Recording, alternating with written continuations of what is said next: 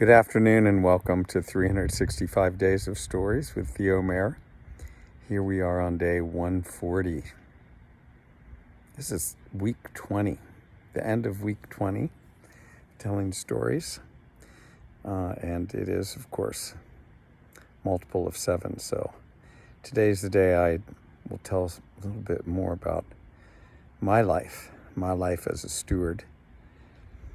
Now, I was talking last time about going down and spending time at the Mennonite horse and buggy community.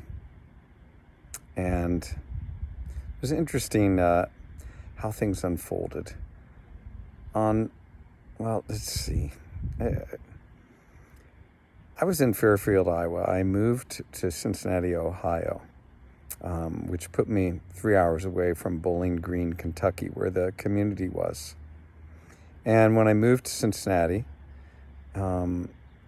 Barry Wakeman, who I spoke about in one of my days, he was still working at the Cincinnati Zoo as the head of education. And he also oversaw the intern house at the zoo, which was a house right across the street from the zoo. And interns stayed there. Well, I didn't have a place to stay in Cincinnati, really. I stayed with my dad for a couple of weeks until Barry offered me a room at the intern house, which I gladly accepted. And so I was going from the intern house down to Bowling Green, Kentucky. And this was in the fall turning into winter. And to pay for my room at the intern house, I was working one day a week for about 4 hours in the children's zoo, just doing whatever needed to be done before it opened up. So I was like cleaning pens and making sure the animals were fed and watered and that kind of thing. So I'm going down from there. And one of my first trips, it was fall, and they were harvesting sorghum. And sorghum is what you make sorghum molasses from. It's basically a sugar cane. Beautiful, beautiful plant. It grows very tall, and at the top of it, it has this seed head that is amazingly beautiful. And you should look it up on the internet. Maybe sorghum, just look up the sorghum plant and you'll see what it looks like. Or sugar cane, same kind of thing. So they would go out in the fields, they would cut the sorghum and bundle it up, and then they would go out with carts, of course, horse-drawn, and load these bundles of sorghum into the carts. And they would take them into this one area, this barn, where they had created a press that took the stalks and it ran through this press. And when it ran through the press, the juice from the cane was squished out and it ran into these stainless steel pans. This thing was probably 16, 20 feet long. And so there was a series of pans that descended. The first one was higher, the next one was a little lower, the next one a little lower, the next one a little lower. And beneath this whole thing was an open area in which there was a fire burning. It's open at both ends, basically open at one end where you fed in the wood, and then the other end was a chimney. And so the air would flow through this channel and, exit through the chimney. And the stainless steel pans were then heated. And the sugar juice, the juice from the sugar cane, from the sorghum, was heated. And it was heated to the point of boiling. And as it boiled, the water was evaporated away, and the content the sugar content of this juice became greater and greater, and the viscosity of the fluid became greater and greater as well. There would be typically one or two of the older men that were managing the juice. And at a certain point, they would open up this little, part of the wall of the pan. They'd lift it up. It would be lifted up, and it was kind of like a gate. And then the fluid would be able to go to the next level, where it would be cooked more. And in this way, they had a lot of fluid being boiled off it at any given time, and being brought to this point where the water content in the sorghum was low enough and the sugar content high enough that the sorghum molasses would be able to be kept for a very long time without any kind of preservatives or anything. The truth is, this was back in, 1988 or 89. I guess it was 1989, the winter of 1989. And I still have part of a jar of sorghum molasses from all the way back then. So what does that make it? 11 plus 23. 34 years old sorghum molasses, and it still is perfectly edible.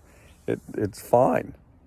All right. So anyway, at a certain point when it was at the right sugar level and the right water content, it would be put into this container, and then there would be someone there that would be bottling the sorghum molasses into jars, putting the lids on, and then putting them into boxes the way it went.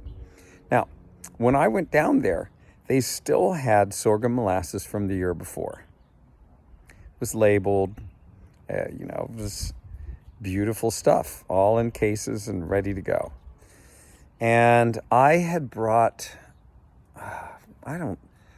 I may have brought a milk cow down for them during that trip. I had a friend in Indiana that had a dairy farm, and they sometimes got rid of calves when they had too many.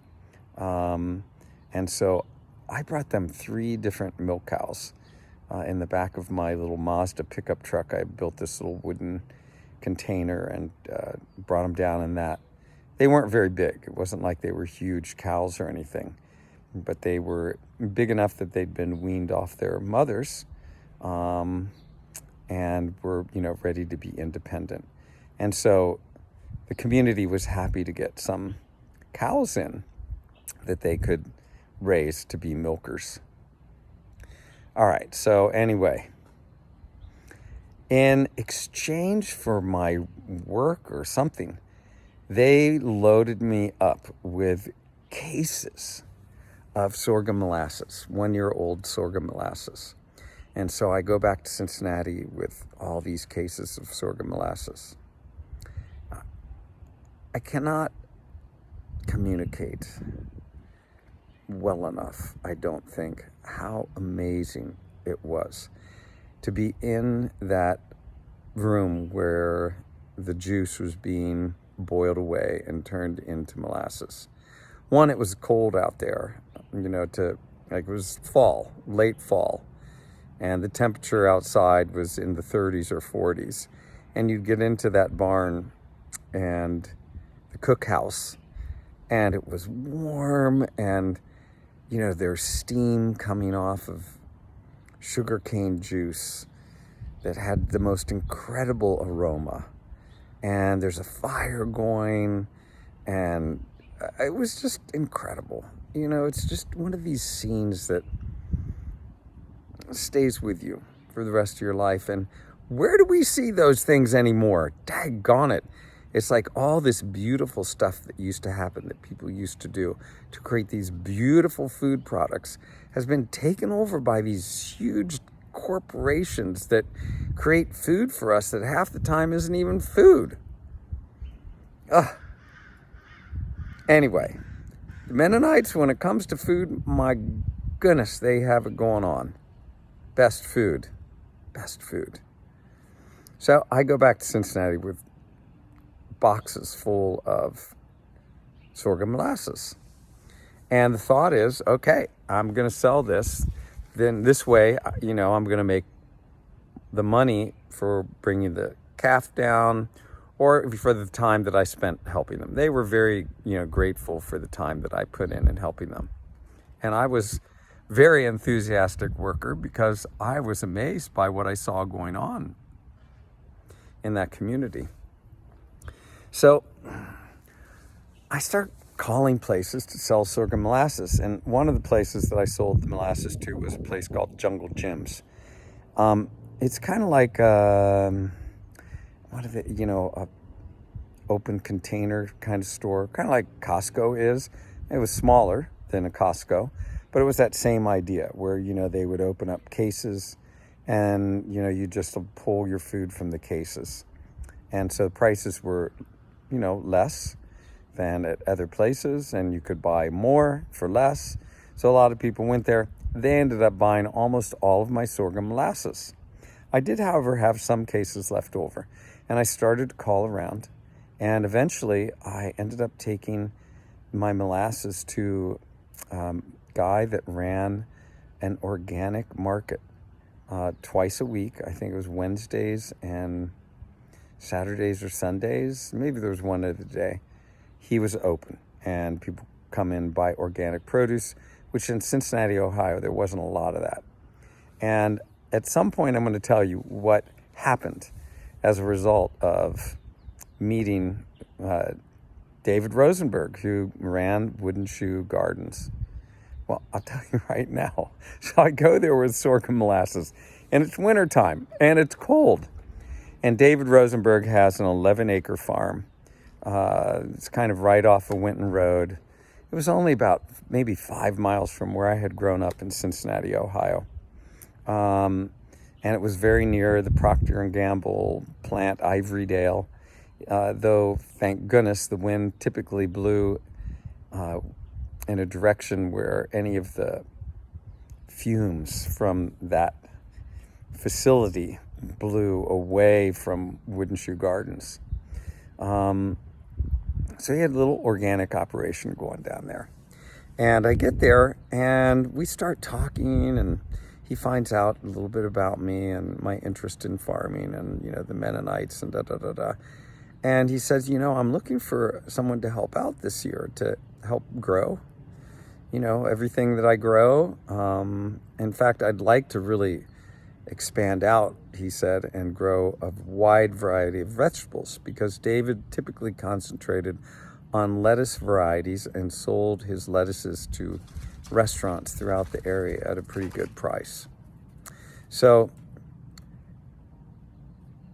I told him I was interested, and David gives me a tour then of his place. And the first place we go into is right off the market. And it's a little greenhouse. And even though it's below, it's 30 degrees, I think the ground was frozen that day. Inside the greenhouse, it was warm and smelled beautiful, and I can't remember what he had growing there. Anyway, David and I started talking, communicating after that. And it wasn't via phone or cell phone, because there were no cell phones at that point. The year was 1989. And we worked out a deal where I ended up converting a little shed that used to be the workers' quarters, but David had used it as a storage shed. I think it was 16 by 20. And in the springtime, I began work on that and turned it into a place for myself to live with electricity and cold running water. I built a little composting toilet outside there. And I started as David's farmer. For a year, I grew this huge variety of vegetables on his property. He taught me so much about how to grow organically and how to take care of vegetables and how to bring them up from seed, all that.